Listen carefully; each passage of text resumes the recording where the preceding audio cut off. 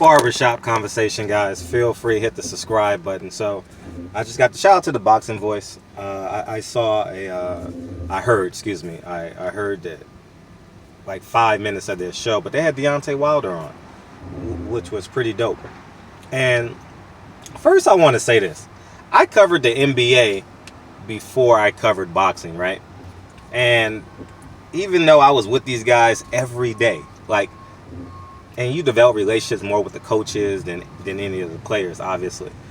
Not obviously, but because of that, they give you more time, so you develop the relationship with them. But I'm always like fascinated, like not fanboyish, but not definitely not that. But my haters gonna say I'm a fanboy anyway.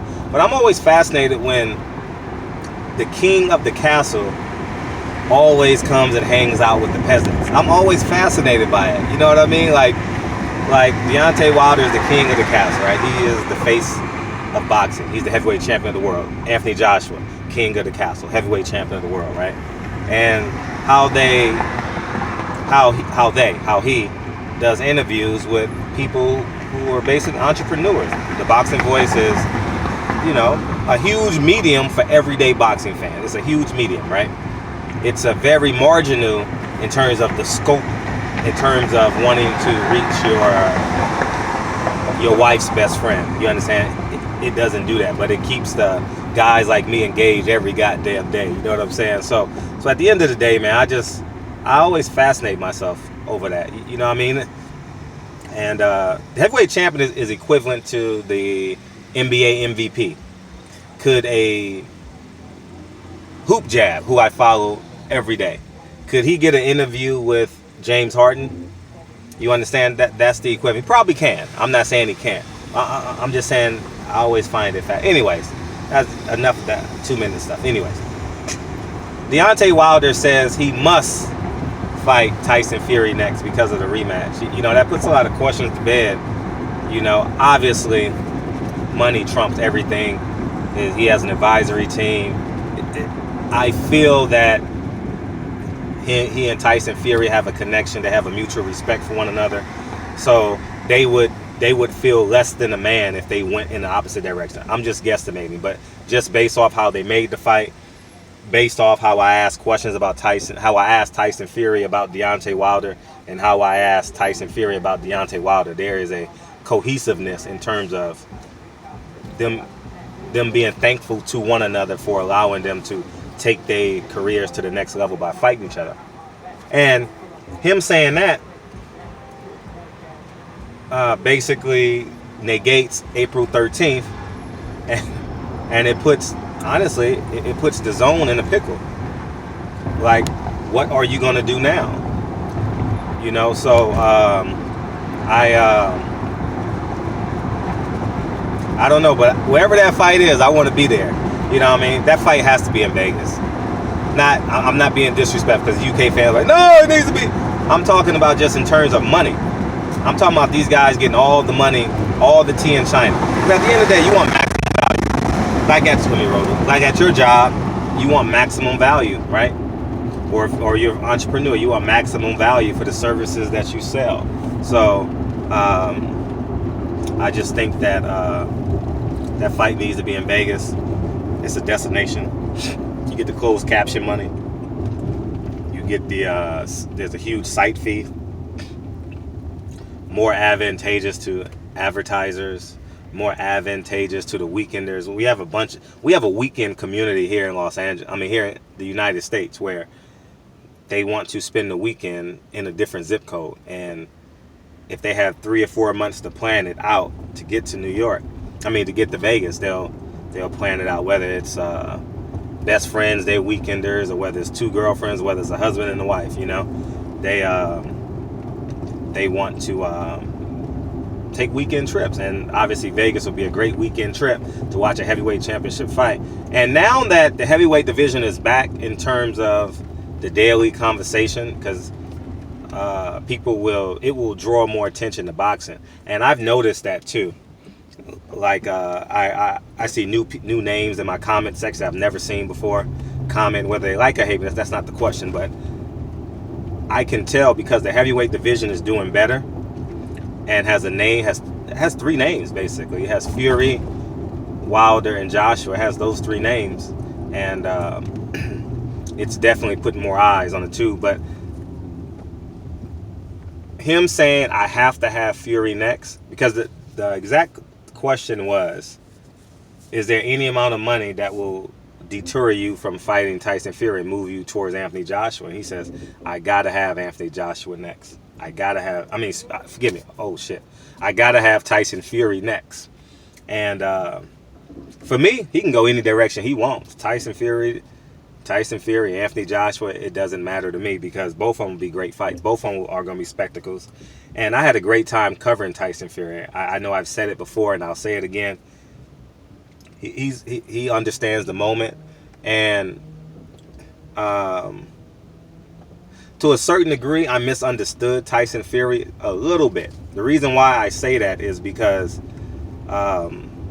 his mannerisms is his focus. His excitement is his focus. Him doing Tyson Fury is how he focuses for fights, and et cetera, et cetera, et cetera. So with that being said, I took that because, in America, we believe in ISO focus. Well, in competitive sports, we believe in ISO focus. You got to focus. You got to do X, Y, Z. You got to tune everything out. You can't have sex. You got to cut everything off. No phone calls. Whereas Tyson Fury, him being jovial is his way of focusing on the fight. And what I saw in Tyson Fury is one hell of a boxer puncher. One hell of a boxer puncher. And it's a heavyweight division. Anything can happen. And everything happened. 500 feet, take the Interstate 105 East ramp on the right. And everything happened in that fight. So I just want to say... now take the Interstate 105 East ramp on the right. So I say all that to say, I salute both of them, Tyson Fury, Deontay Wilder, and Deontay Wilder saying he must have Tyson Fury next. Basically puts Andre Ward's comments to bed, and Timothy Bradley's comments to bed, and everything else moving forward. So that's where I stand, and it definitely puts DAZN, Anthony Joshua, and Eddie Hearn in the pickle, because if they want to make money, if DAZN really, really wants to make money, they got to bring Anthony Joshua to America. And the irony of this whole thing is, if you watch all my videos the first month DAZN came out, y'all should have listened. I told you this was going to happen. I am exact to the T. I explained to you what will happen with DAZN, because they started wrong. They had the wrong face. They should have got some some United States. I told you guys all this a long time. I'm not going to repeat it. Feel free to watch my videos in June, July, August. Just type in DAZN with Eddie Hearn. Shit'll pop right up. But I said all that to say, they're on a downward slope, right? Anthony Joshua's on a downward slope, on this downward decline. He's spiraling. Eddie Hearn, those three, and yet Tyson Fury and Deontay Wilder are ascending, and I think they deserve it because they took the risk. If you think about it, DAZN hasn't taken any risks. They've been very comfortable. Anthony Joshua hasn't taken a risk, comparatively speaking. Povetkin is a risk. I'm talking about but he hasn't really taken a risk. He hasn't come over to America and tried to cement himself and try and be a major player in this market. And I need Anthony Joshua to come over, because I believe once Deontay Wilder knocks out Tyson Fury, he should knock out Anthony Joshua, and I look forward to that fight. And I think if he puts these, think about this for a second. What's 2018? And you guys help me out with this too. Andre Ward may have something to say about this. Maybe. Floyd Mayweather may have something to say about this. Think about this for a second though. If Deontay Wilder knocks out Luis Ortiz, draws Tyson Fury, knocks out Tyson Fury, then knocks out Anthony Joshua, then knocks out Anthony Joshua in the rematch, then knocks out or just wins against Tyson Fury. Is Deontay Wilder fighter of the decade? I know it's only been a 4-year run, but is he fighter? That's a great question to have. You know, like, is he fighter of the decade, or would you give it to Andre Ward, or would you give it to Floyd Mayweather? I don't know, but that's a great question to have because he has 2018, 2019, so he should be able to get. If he can get these 4 victories, it's a great question or conversation to have. And I don't know anyone else that you can put in that conversation. Canelo, I think, is for the next decade. You understand? He hasn't really had any like, well, he beat Triple G one time. So maybe you could throw in Canelo. If Mikey Garcia, if Mikey Garcia beats Earl Spence, you know, you definitely can throw him in there, and then he goes and fights and defeats Lomachenko before the end of the decade. You can throw him in there too. But these are just honest conversations that we're having. In my humble opinion, Deontay Wilder is a top 5 pound-for-pound fighter in the world, no matter how you cut the cake. I don't want to debate it and have him number 1.